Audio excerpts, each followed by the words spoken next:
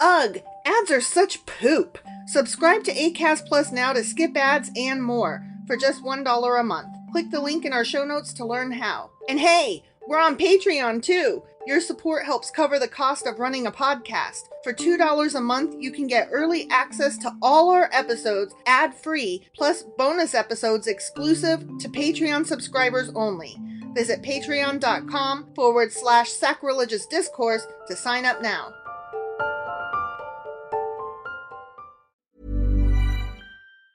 Today Tix is your one-stop shop for theater tickets with the best prices on tickets to Broadway and beyond. Today Tix has Broadway tickets up to 40% off, which makes it easier than ever to see that show you've always wanted to see, or discover something you'll love just as much. Book your tickets in advance or even day of if you're feeling spontaneous. Visit todaytix.com/comedytix or download the Today Tix app today and get $20 off your first purchase with code COMEDYTIX.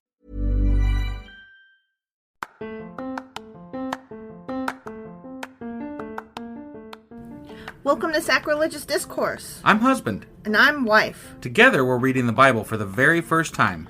We grew up without religion and wanted to know what all the fuss was about. Well, what have we learned so far? That God is a dick, and apparently some people believe in talking donkeys? We're not trying to pass ourselves off as experts. Nope, we're just reading the Bible for the first time and giving our first take reaction. If you'd like to join us in this venture, you might consider starting at episode 1. Otherwise, jump in wherever you like. All right, let's go read the Bible. Yeah, let's get to it. Husband? Wife! Is that how we do this? Hi. Hi, we're back. It's been a minute. It has. We've been moving. We have. That sucks. Like a half hour away across the city, and Might as well be a fucking continent away. yeah, it feels like it. And this was just... This sucked. This sucked, y'all.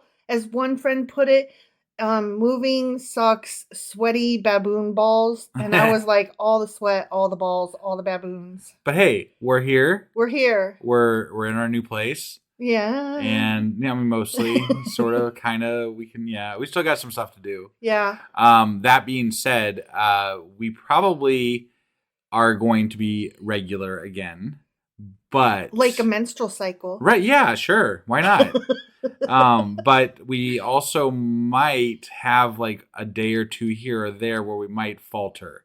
Because we still have a lot of fucking crap to do. We have a lot to do, and we're not currently even set up correctly. Like, this is all slapdash. Like, yeah, we're doing this in our dining room right now. It's been a week, and we got to get back on this. Yeah. And so we just threw it all together real quick. So apologies for being gone a week, and apologies in advance for any days that we missed coming up. Yeah, and also, I just want to say this real quick because... while we took our break, we picked up 2 new patrons. That makes we're no like, sense. Holy shit, thank you so much. That makes no sense. And your actual individual shout-outs will be coming when we get settled in and everything. And I think we still had one from before that we needed to do too. So we have 3 shout-outs. So we have 3 shout-outs that we still have to do. But like, we took a break and you guys joined as patrons. Like, I don't even have words for that. That's fucking amazing. It makes no sense, and I'm so grateful. And yeah, like we were like, holy crap, this is amazing. Like, we thought that y'all were going to be so mad at us, and we were like, sorry, sorry. Right, yeah. And instead we got, like, I don't want to say rewarded, but, like, cheered on. Yeah. You know? It was like, It felt really good, guys. Thank you. Yeah. Thank you so much. So much. We already missed you and couldn't wait to get back to doing this, but that made it all the sweeter. Right. Like we feel the love obligation, you know, right. to come back and keep you going. If anything, the reason we're back so soon is because of y'all. It's true. Because we love doing this and we love hearing from you and we love you guys. We do. You guys are awesome. We do. You guys are the best. Speaking of what we're doing, today we are doing what? It's kind of a Q&A over the chapters we've done with Esther, which I don't even know if you remember what happened in the book of Esther. Barely at this point. But I remember that she saved the Jewish people from being exterminated, basically. Yes. We stopped at chapter 8. So you forgot to sing the song. Today's Saturday. Today is Q&A Saturday, There but you it's go. on a Sunday, and we're a week late. No, that's right. Today's not a Saturday. I Yeah. forgot. Fuck, we're a day late. Yeah.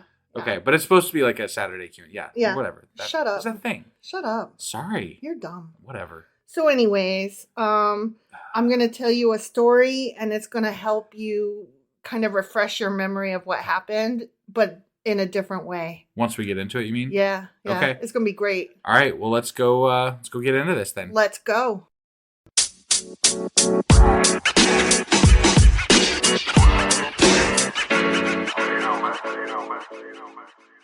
Okay, so we are getting ready to get into this, but before we do, I do want to cover this. We are not going to be doing a Patreon episode this week or a book club. So, but we will get back into that the following weekend with hopefully a Patreon episode because that's the one that we're next up to do. Mm-hmm. In the meantime, though, I will be releasing the weekly for today's episode and the 4 through 8 here today at some point too. So basically it'll cover a 2-week period. Right. We're just trying to get back on track. So Yeah. like this is us getting back on track. Just bear with us, guys. Yeah, we'll get there eventually. And if you're Sooner, listening hopefully, to than these, later.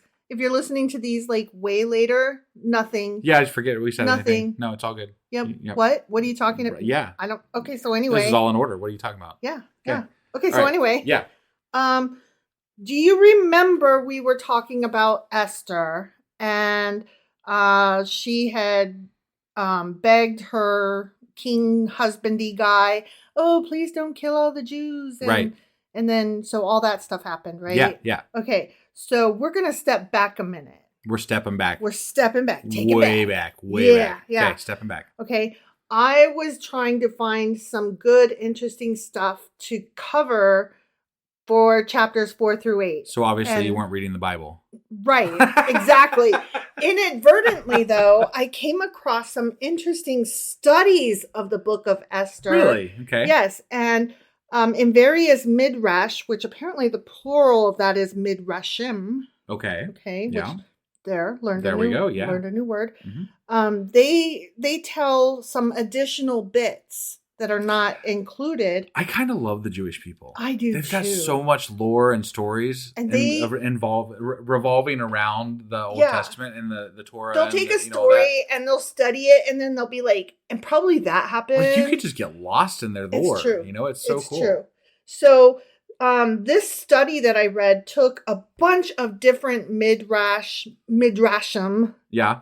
story stuff about Esther. Story stuff. Story Is that stuff. a technical term? It really is. Okay. That's what lore is. Story stuff. Story stuff. Got it. Yeah. And they put it all together. Okay. Yep. And so this will help both refresh our memory as well as be like, wait, I don't recall that happening. Because we didn't read it. Exactly. Right. Okay. Yeah. So Esther was a foundling or an orphan. Okay. Her father had died before her birth, Yeah. and her mother died at her birth. Right. I don't okay. necessarily I don't know that they recall covered that those exactly. details. Yeah. Right. She was reared in the house of Mordecai, her cousin, to whom, according to some accounts, she was even married. Oh. Yes. Interesting. Right? That's- like that definitely was not Adds covered. a whole new layer to the conversation. Don't right? it though? Don't it though?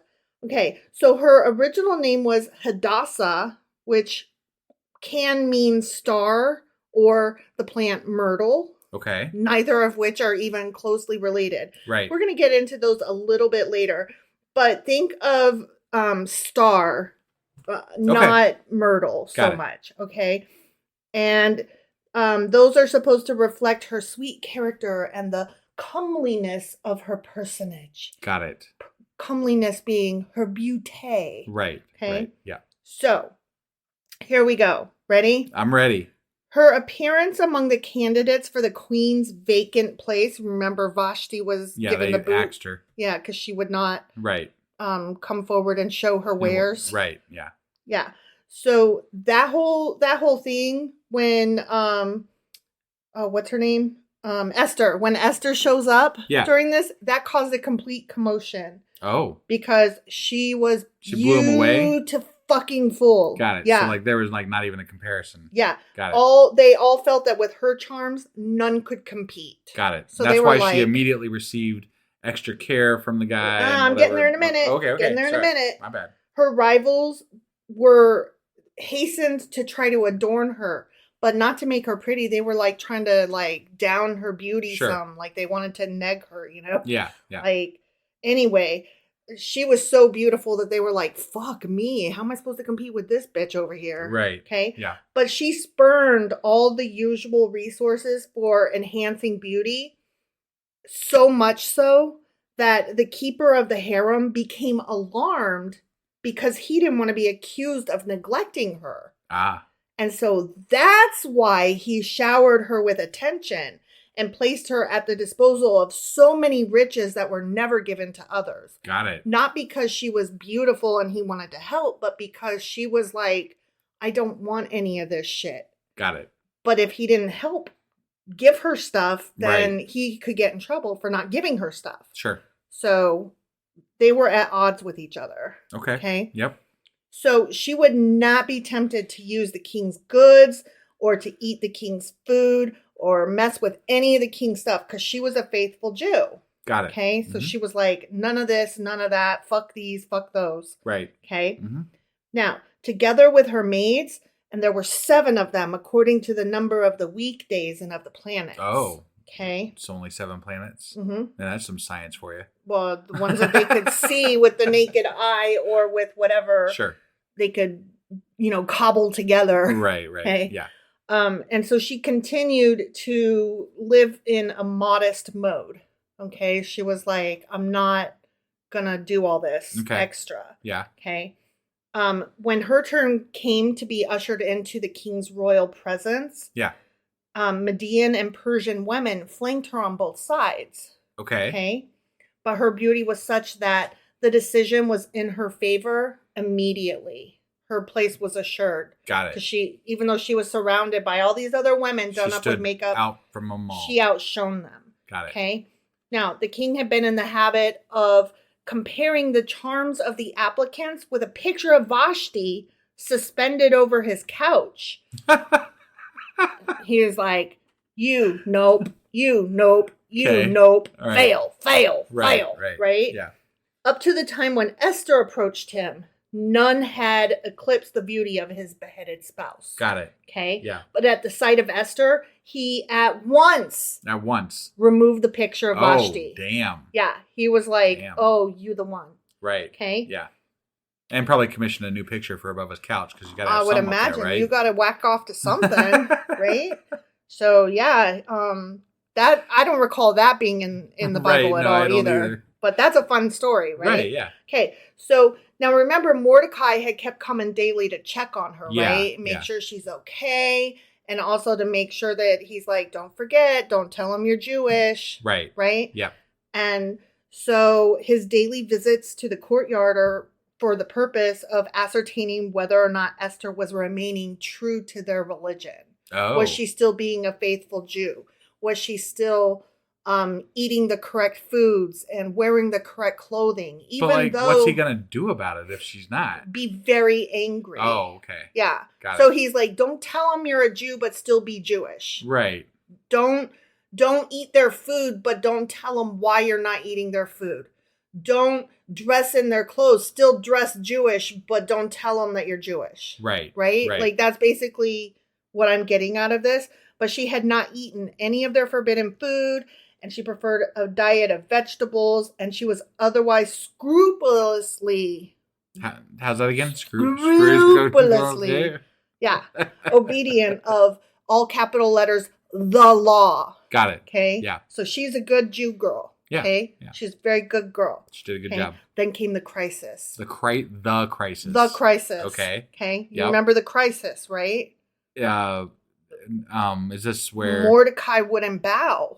Oh yeah, that Haman. crisis. Sorry, I was trying to remember which crisis. So. I know there's so many. Yeah. Okay, so in this story, it wasn't necessarily his refusal to bow to Haman so much as it was his refusal to bow to the image of an idol that Haman ostentatiously displayed on his breast. Oh, so he had an idol on him. And was like, everybody bow to the idol. Being Jewish, you can't worship an idol. So yeah, so he was like... He wasn't being holier than thou. He was just he's adhering like, to his religion. literally can't. I guess he was being holier than now, but I mean, But I mean, he lived his life by these rules. He wasn't just being cherry picking. No, he was staying true to who he was as a Jewish man. Yeah. Yeah. So. And so, when Haman got offended, and then he was like, "Hey, king, let's kill them all. I'll pay you." And the king was like, "Keep the money. Go ahead and kill them." Yeah, right. Yeah. So then Mordecai appeared in his mourning garments, not like mourning like the sun rises, but like mourning, like grieving. Yeah. Okay. And Esther saw this and, frightened, she gave birth to a stillborn child. What? Where did the fuck? Where did that come from? I don't know. What? Okay. All right. So that was in the story, apparently. I missed that bit. Stillborn child. Okay. Yeah. Because she's like, "Whoa, Uncle Husband Daddy is." That just happens all the time, right? People just give birth to stillborn children. Yeah. Out of the blue. Uncle Cousin Daddy Husband is dressed in mourning, and so I'm like, "Oh shit!" Freaked out so much that I give birth. What? I don't know. That makes no sense. No, not at all. So to avoid gossip, she sent Haytach, her person. Yeah. Her person. Yeah. Instead of going herself to ascertain the cause of the trouble. But remember, Haytach was met by Haman and he was slain. Do you remember that? No. That happened. Okay. That happened. All Okay. Right. But he was not slain before Mordecai was able to tell Haytach his dream. Oh. He had a dream. Okay. Ready? Yeah. His dream was that Esther would be the little stream of water separating two fighting monsters, and the stream would grow to be a large river flooding the earth. A dream which he had often related to Esther in youth. Okay. In her youth. All right. Okay. Yeah. I don't know why that was part of the story. We never hear about it again. Oh. But okay. That apparently was part of the story that was not in the part we read. Got it. Yeah, okay. Right. So, Mordecai called upon Esther to pray for her people and to then intercede with the king. Sure. And you recall that she was like, "But I'll die though, because you have to be called and I haven't been called. You have to touch the tip of the scepter and all that shit." And he's like, "Don't be thinking you're safe just because you're the queen. Right. You're still Jewish. And look what happened to Vashti, whom he loved and was beautiful. Right. Like, you're not safe." Yeah. And so then she was like, "Okay, fine, I will do this. And if I die, I die." But at her request, all the Jews observed a rigid fast. Now, what we didn't realize, it did say so, but we didn't put two and two together. She requested this fast during one of their feasting celebrations. Oh, so this was like, okay. The fast was a big deal. Got it. Because they were fasting during a celebration. Yes. Got it. And so it was almost like she was like, "Fine, I'll do this. I'll make this big risk, but you got to take a risk with God." Sure. By fasting and praying, rather than by celebrating your faith and doing what you're supposed to be doing religiously. Right. Right? Right. So it's like she like counter challenged him. And so he did this. Okay. He prayed and he summoned even the children and obliged even them to abstain from food so that the cries of the children could be heard throughout the village. Gotcha. Because they were all so hungry. Right. And I mean, imagine like they had just prepared this big feast and now they got to fast. Yeah. They can't eat any of it. I suppose you don't have a lot of ways to protest that were effective back then, you know? Right. So, right. Ones that don't get you in, like, because you can't like go up and march on the gates of the castle. Yeah. They'll just fucking kill you. Yeah, so, exactly. You know. So this is what they did. Right. And what I find amazing is that, but they did it. Right. They did. They put aside their religion and had faith in this other thing that was also part of their religion. Now, let's just caveat that a little bit because they did it insofar as this is also a, right. from all accounts that we are aware of, a fictional story. Oh, sure. So, yeah. But within the confines of this story, It's amazing that the Jewish people put aside their religious festivity and instead fasted and prayed. Yeah. For in them this fictional story, these yes. fictional people were amazing. But it does speak to the higher faith of the Jewish people. Yeah. You know what I mean? Right. I get it. It's a story to show what they stand for and what they are willing to do. Even in the face of death, certain death, right? They still stand firm to their faith in God. That God will somehow, even if God doesn't see them through, as we read several weeks ago at this point, they will martyr themselves before they will capitulate. No, I get the importance of it. Okay.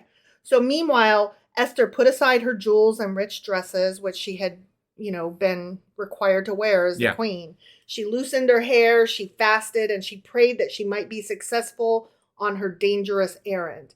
And on the third day, she went into the inner court. She took her 2 maids, upon one of whom, according to court etiquette, she leaned. I don't know why that was important, but apparently court etiquette requires you to lean. And the other one carried her train. Okay. Not her choo-choo train. Right. Like her heavy dress trailing behind her. I gotcha. Yeah. And as soon as she came abreast with the idols at the door of the palace, the Holy Ghost departed from her. And she exclaimed, my God, why hast thou forsaken me? Wait, the Holy Ghost? Hold on. What? I haven't even have they even introduced the Holy Ghost yet? Like, what, is this a Jewish thing? I thought it was a Catholic thing. Well, these were summarized from various midrash. So it must be, so it is a Jewish, I guess that is something.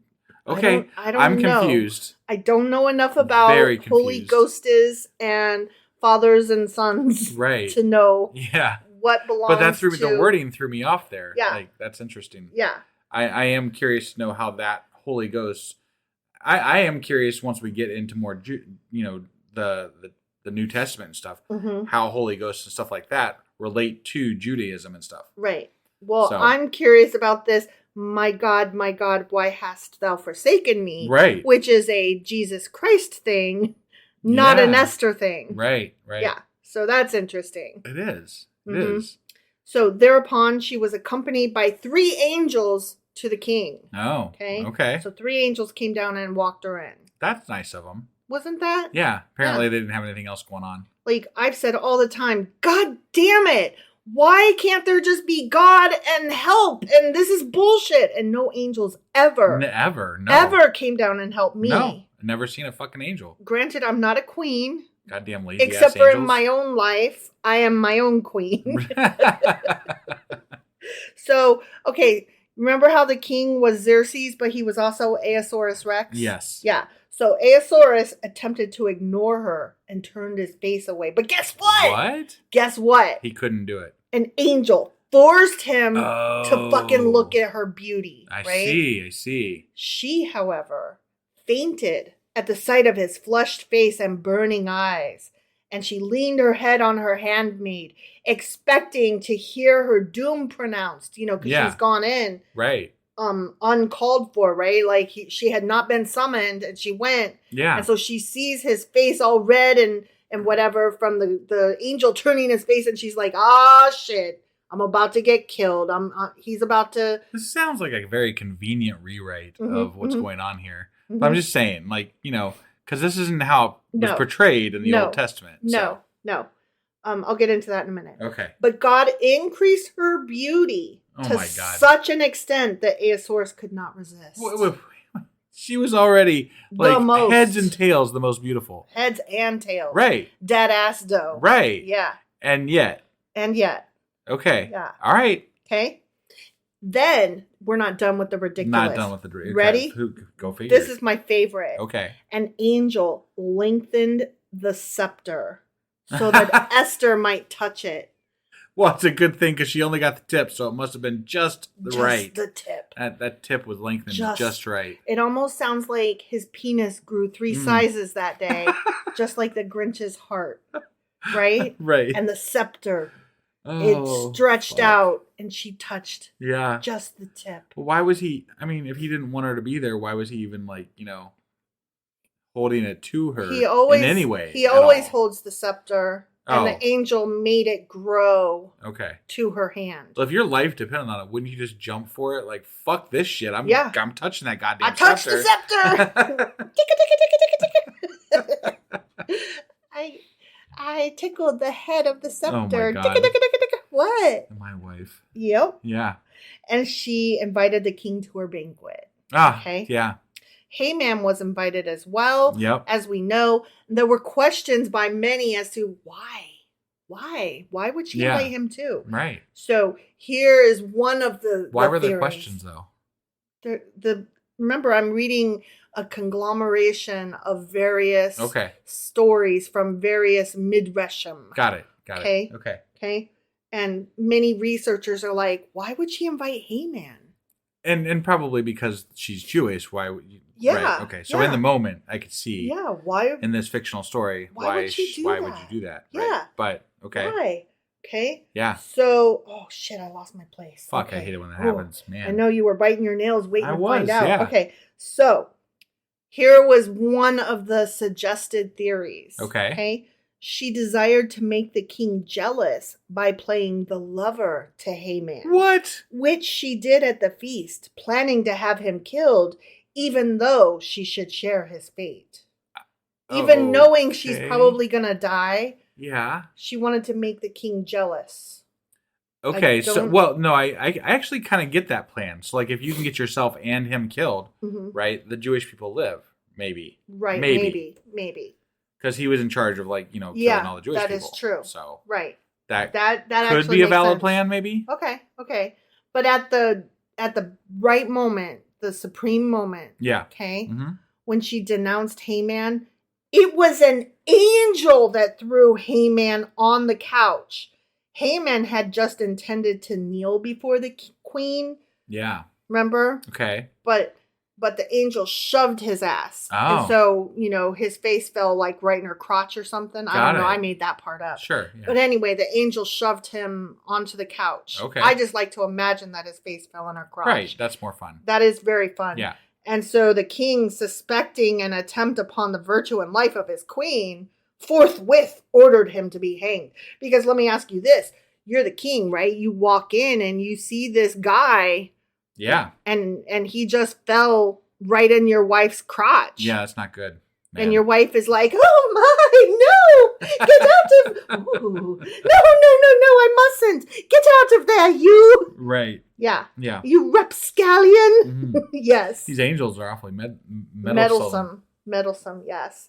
Okay, so that's the end of that story, because to go further would take us into the last two chapters, which we haven't read yet. Okay. Yeah. So, but do you recall now the story of Esther? Yes. With and without all of the additions? Of course. Yeah. Okay. So the Septuagint edition, which that's the Greek edition, okay, of Esther, we're done with that story. We're moving on to the next thing. I'm doing my book report now. Got it. Okay. So the Greek edition of Esther contains 107 verses that are not found in the Hebrew Bible. Interesting. Mm-hmm. Okay. These interpretations survive only in the Greek texts. Yeah. Because the Hebrew Bible's version of Esther's story contains neither prayers nor even a single reference to God, Greek redactors, which is another word for editors, apparently felt compelled to give the tale a more explicit religious orientation, alluding to God or the Lord 50 times. Oh, wow. Yeah. So they added some shit. Yeah. No, there's a lot of places in the Bible where it feels like they just kind of shove God in there. Like God.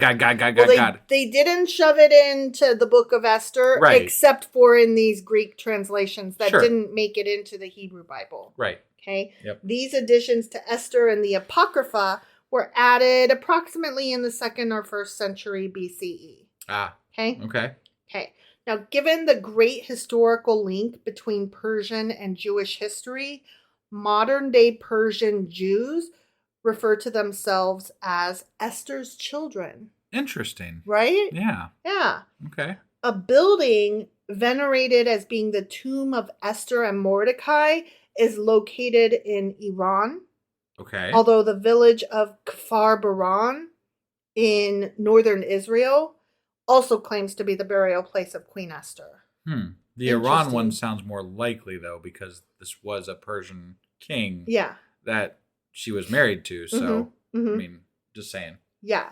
So, remember I told you about the star? Yeah. Her name, yep. right? Right. She is said to be named after Ishtar. Are you familiar with Ishtar? Off the top of my head, and no. Gilgamesh. Oh, okay. Yeah.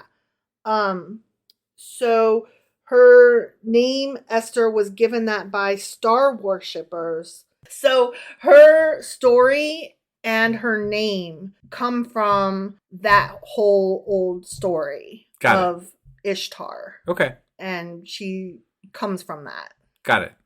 Her name originates from that. Yes. Got it. And the word myrtle is supposed to be like a beautiful plant. Right. That her name, Hadassah. Okay. That's her original name. Yeah. And Hadassah means myrtle.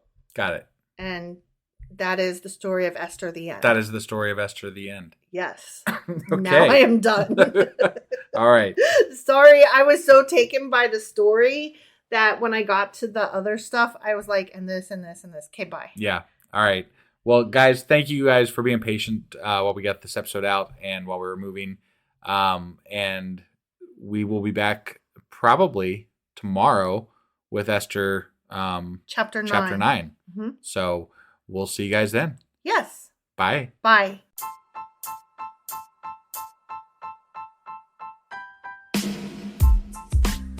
Hey, wife, I guess that's the end?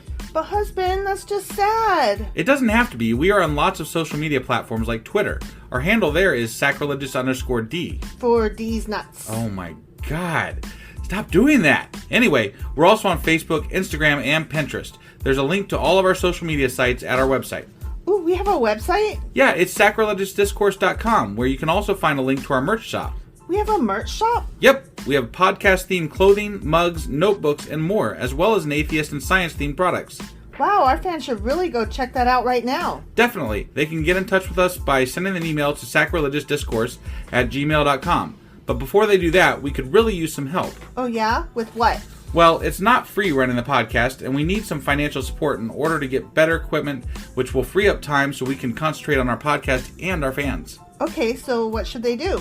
Head over to patreon.com/sacrilegiousdiscourse and sign up as a contributor on our podcast.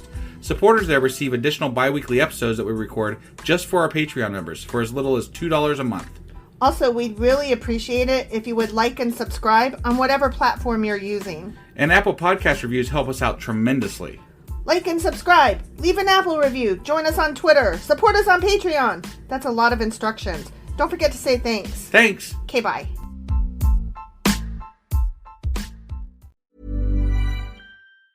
Today Tix is your one-stop shop for theater tickets with the best prices on tickets to Broadway and beyond. Today Tix has Broadway tickets up to 40% off, which makes it easier than ever to see that show you've always wanted to see, or discover something you'll love just as much. Book your tickets in advance or even day of if you're feeling spontaneous. Visit todaytix.com/comedytix or download the Today Tix app today and get $20 off your first purchase with code COMEDYTIX.